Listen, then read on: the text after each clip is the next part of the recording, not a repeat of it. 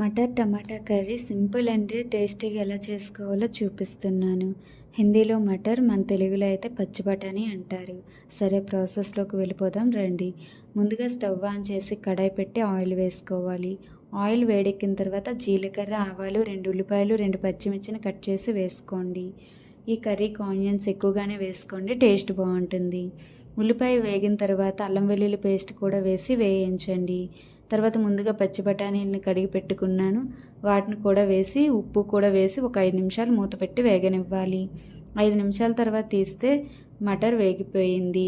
తర్వాత 3 చిన్న టమాటాలు ముక్కలుగా కట్ చేసి వేసుకొని ఇప్పుడే కారం, పసుపు, ధనియాల పొడి వేసి మరో 3 నిమిషాలు మగ్గనివ్వండి. 3 నిమిషాల తర్వాత మూత తీసి ఒకసారి కలిపి మరో 2 నిమిషాలు మగ్గించండి. తర్వాత కొంచెం నీళ్ళు వేసి 10 నిమిషాలు ఉడకనివ్వాలి.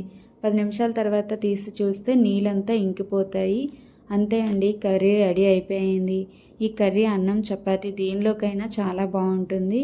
ఇలాంటి మంచి రెసిపీస్ కోసం మన ఛానల్ని ఫాలో అవ్వండి.